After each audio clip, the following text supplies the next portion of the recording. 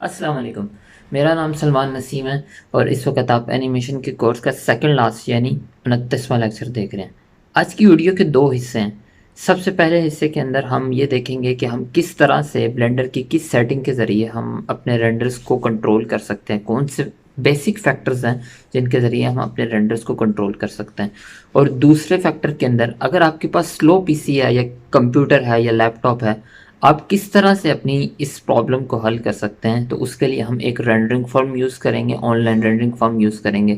तो without wasting further time हम काम की तरफ बढ़ते हैं। जी, तो स्टार्ट करने के लिए मैंने ये blender.org से फ़ाइल डाउनलोड की है। इसको टेस्ट फाइल्स कहा जाता है। मैं लिंक डिस्क्रिप्शन में डाल दूँगा। आप इन टेस्ट फाइल को देखा करें क्योंकि इनसे बहुत सारी चीज़ें सीखने को मिलती हैं। खैर, सबसे पहले हम वो चीज़ें देखेंगे कि अगर आपके पास हार्डवेयर अच्छा है तो आप किन किन चीज़ों को कंट्रोल करके या फिर किन किन चीज़ों पे काम करके अपनी रेंडरिंग को थोड़ा फास्ट कर सकते हैं। तो सबसे पहले जो चीज़ होती है वो सैंपल रेट होता है। जिस तरह मेरे पास रेंडर का सैंपल रेट 128 आ रहा है। अब अगर मैं जाके हम टेस्ट करते हैं इसको और इसको हम यहाँ पे न्यू विंडो के ऊपर कर देते हैं ताकि न्यू विंडो पे आए। और इसके अलावा हम यहाँ पे जाते हैं और रेंडर इमेज के ऊपर क्लिक कर देते हैं। अब ये एक इमेज को रेंडर करेगा। अब देखते हैं ये एक इमेज के ऊपर कितना टाइम लेता है विद 128 सैम्पल्स।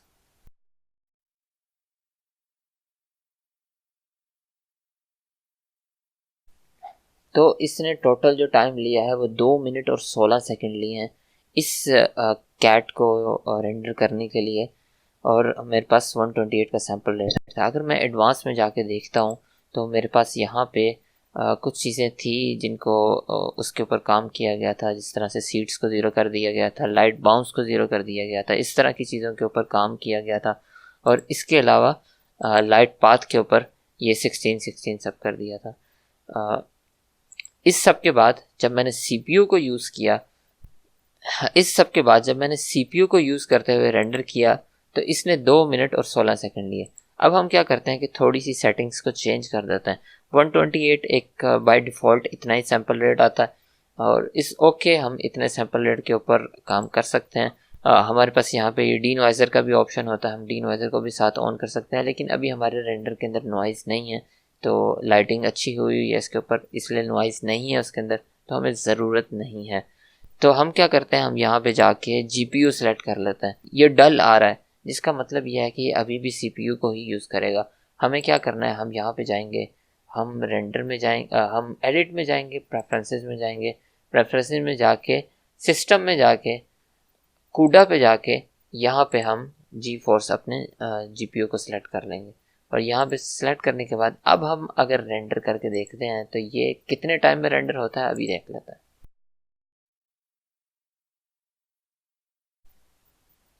तो इसने टोटल 1 मिनट का टाइम लिया है रेंडर होने के लिए और तकरीबन हाफ का फ़र्क पड़ गया हमारे पास। सीपीयू के अंदर वो 2 मिनट और तकरीबन 16 सेकंड ले रहा था और इसने यहाँ पे उसने सेम रेंडर करने में सिर्फ 1 मिनट का टाइम लिया है।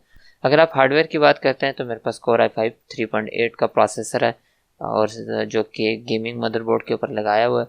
और इसके अलावा अगर मैं अपना जीपीयू देखना चाहता हूँ यानी वीजे कार्ड देखना चाहता हूँ तो DXDIAG अगर मैं लिखूंगा तो ये मेरे पास एक कमांड है जिसके ज़रिए से मैं अपना जीपीयू देख सकता हूँ। तो यहाँ पे मैं डिस्प्ले में जाऊँगा। मेरे पास एनवीडिया जी4 चिपसेट का 3 GB का वीजे कार्ड है जिसकी वजह से ये फास्ट रेंडर हो रहा था।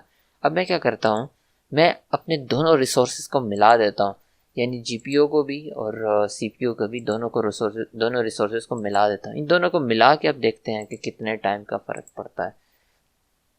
मैं दोबारा से रेंडर इमेज के ऊपर क्लिक करता हूँ तो अब देखते हैं कि अब की दफ़ा कितनी देर में रेंडर करता है। तो इसने रेंडर करने के लिए टोटल 55 सेकंड लिए हैं, यानी तकरीबन 5 सेकंड का फ़र्क पड़ा।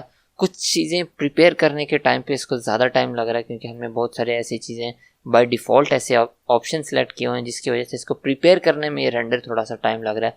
अदरवाइज़ ये 40 सेकंड तक रिड्यूस हो जाता है जब हम दोनों रिसोर्सेज को एक साथ यूज़ करते हैं। हाँ, एक चीज़ का ख्याल रखें कि जब भी आप ये सब रिसोर्सेज यूज़ करें तो अपने पीसी के टेम्परेचर का ख्याल रखें, या फिर आपका लैपटॉप है या पीसी है उसके टेम्परेचर का ख्याल रखें, तो ये एक सॉफ्टवेयर है, फ्री सॉफ्टवेयर है। आप इसके ऊपर खोलेंगे तो इसको ये आपको आपके पीसी की हर कंपोनेंट का, हर हार्डवेयर का आपको टेम्परेचर बताता रहता है। ये व्यू एनालाइज कर रहा है, थोड़ा सा टाइम लेगा और ये आपको बताता रहता है कि अभी बिल्कुल ये नॉर्मल टेम्परेचर चल रहा है हर चीज़ का, कोई मसले वाली बात नहीं है। अगर आपके पास यहाँ पे 90 या 95 100 के करीब टेम्परेचर जाता है तो इसका मतलब खतरे की घंटी बज चुकी हुई है। आप उसके साथ कोई फ़ैन लगाएं या कोई भी चीज़ लगाएं, ज़्यादा अच्छी है। ये चीज़ ज़्यादा अच्छी है कि आप अपना हार्डवेयर, अपना महंगा हार्डवेयर ख़राब करें और फिर उसके बाद उसको चेंज करें, तो इससे ज़्यादा अच्छा है कि पहले से ये प्रिकॉशंस लेना शुरू कर दें।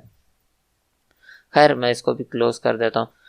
ये तो सारी चीज़ें थी उसके ऊपर कि आपके पास एक हार्डवेयर अच्छा है, लेकिन एक दूसरी चीज़ आ जाती है कि अब आपके पास हार्डवेयर अच्छा नहीं है, आप किसी लैपटॉप पे बैठ के काम कर रहे हैं या फिर आपका पीसी काफ़ी स्लो है, आप उस पर रेंडर आपका बहुत स्लो होता है। अब ये मसला वो है जो ज़्यादातर लोग फेस करते हैं, हमें इसका सलूशन ढूंढना है, जिसके लिए ज़्यादातर लोग इस वीडियो पे आए थे। तो हम क्या करते हैं, हम इसे थोड़ा सा एनिमेट कर लेते हैं। कुछ भी करने से पहले 7 दबा के इस पे जाते हैं और आई दबा के लोकेशन रोटेशन स्केल, और 100 पे जाके, यहाँ पे 100 पे जाके इसे थोड़ा सा घुमा देते हैं, हल्का सा यूँ करके घुमा देते हैं, ताकि जब वो रेंडर होके हमें इमेजेस मिले तो उसके अंदर ये सारी चीज़ें लोकेशन रोटेशन स्केल का की फ्रेम लगा देते हैं। इसके बाद हम अगर ज़ीरो से जाके देखेंगे तो ये देखें कि ये इस तरह से घूम रहा है, ये इस तरह से यूँ घूम रहा है। और उसके अलावा नीचे पीछे पार्टिकल्स हैं जो कि मूव हो रहे हैं। अब हम क्या करेंगे, हम एक रेंडरिंग फर्म यूज़ करेंगे, ऑनलाइन रेंडरिंग फर्म यूज़ करेंगे, जो कि हमें ये सारी चीज़ें बहुत अच्छे तरीके से रेंडर करके देगी। अभी आप देखें कि हमारे पास एक फ्रेम के ऊपर, अच्छे हार्डवेयर के ऊपर, यानी एक बहुत अच्छा तो नहीं, यानी एक इंटरमीडिएट हार्डवेयर के ऊपर हमारे पास एक फ्रेम को रेंडर करने के लिए हमें कम से कम 1 मिनट लग रहा है। इसका मतलब हमने अगर 100 फ्रेम रेंडर करने होंगे तो हमें तकरीबन तकरीबन तकरीबन 1.5 घंटा लग जाएगा। तो अब हम एक ऑनलाइन रेंडरिंग फर्म को यूज़ करेंगे जिसका नाम होता है शीपिट।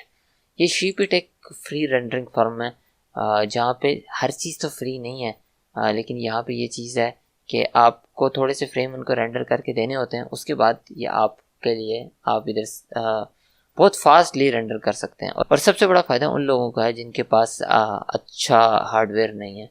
तो अगर आप गेट स्टार्टेड के ऊपर क्लिक करते हैं तो यहाँ पे जाके वो हमसे सबसे पहले हमें इसका क्लाइंट डाउनलोड करना पड़ता है। क्लाइंट आपका विंडोज़ है या फिर आप एप्पल यूज़ करते हैं या लिनक्स यूज़ करते हैं, उस हिसाब से डाउनलोड कर लें। जब आप क्लाइंट डाउनलोड करेंगे तो आपके पास इस तरह का एक सॉफ्टवेयर आ जाएगा, शीपिट इसका नाम है। और इस पे क्या है कि ये डाउनलोड करने के बाद आपको 10 फ्रेम पहली दफ़ा रेंडर करने पड़ते हैं। जब आप अकाउंट बनाते हैं तो आपको 10 फ्रेम रेंडर करने पड़ते हैं, उसके बाद आप इनसे रेंडर करवा सकते हैं। ये किस तरह से करवा सकते हैं, हम इस फाइल को सेव कर लेते हैं। इसके बाद आपने क्लाइंट डाउनलोड कर लिया, आपने उनको 10 फ्रेम रेंडर करके दे दिए। 10 फ्रेम रेंडर करने का अच्छा तरीका यह है कि रात को लगा के सो जाएं, सुबह तक आपके पास काफ़ी सारे फ्रेम रेंडर्स हो जाएंगे। और प्रोजेक्ट्स के ऊपर जाके यहाँ पे अगर आप देखते हैं तो बहुत सारे लोगों ने प्रोजेक्ट यहाँ पे डाले हुए हैं जो कि रेंडर हो रहे हैं, इस वक्त रेंडर हो रहे हैं।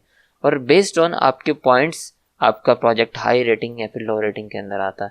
अब अगर आप यहाँ पे देखते हैं तो लोगों ने 12,000 फ्रेम का भी डाला हुआ है और इसके अलावा 250 फ्रेम का भी डाला हुआ है जो कि वेटिंग के अंदर है। तो हम ऐड प्रोजेक्ट के ऊपर क्लिक करेंगे। ऐड प्रोजेक्ट के ऊपर क्लिक करने के बाद हम चूज़ फाइल के ऊपर क्लिक करेंगे। हमारे पास जिस डेस्टिनेशन पे ये सेव पड़ी हुई है, जो सेव पड़ी हुई है, फाइल जो सेव पड़ी हुई है, हम इसके ऊपर क्लिक कर देंगे। तो ये क्लिक करने के बाद सेंड दिस फाइल के ऊपर क्लिक कर देंगे।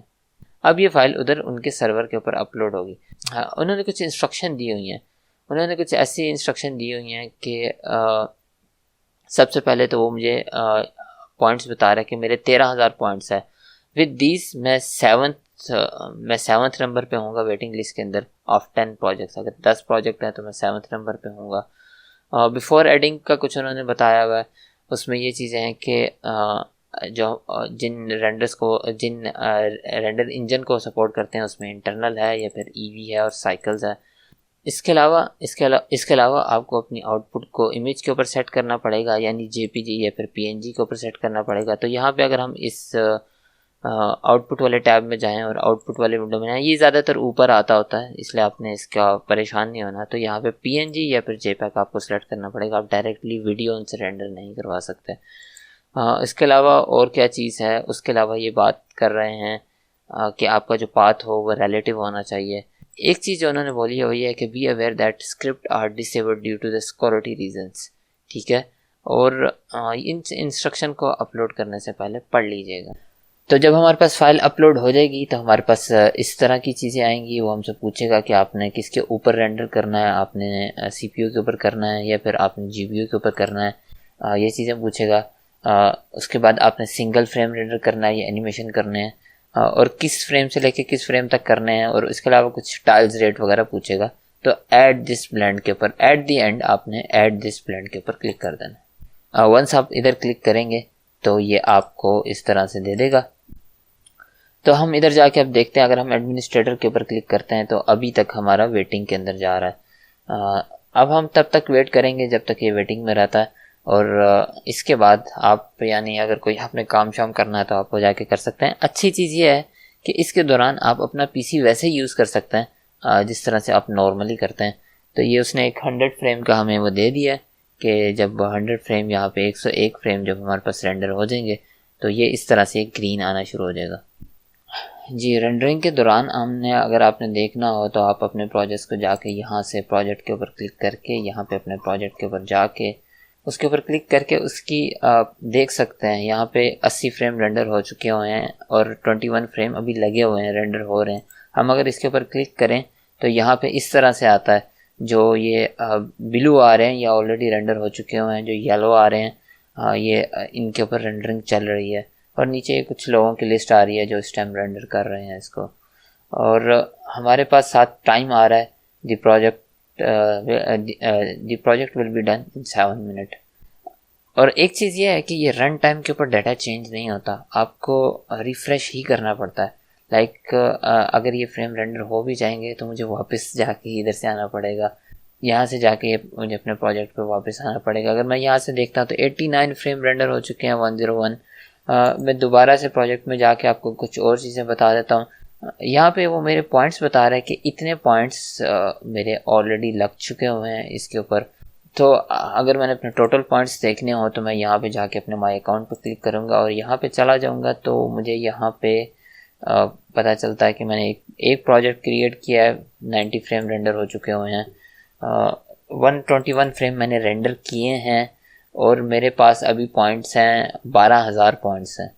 और मेरा रैंक जो है ये ओवरऑल रैंक ये करता है। अगर मैं यहाँ से जाके देखता हूँ तो जो मेरे अभी लगे हैं सिर्फ 1200 पॉइंट्स लगे हैं।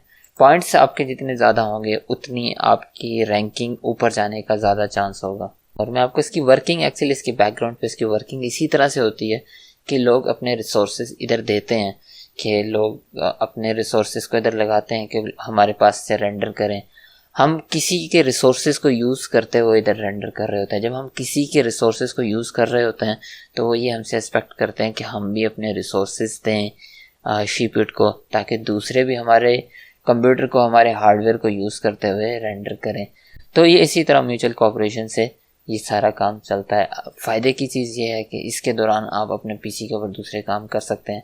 अगर आप चाहें तो आप PC को बंद कर सकते हैं।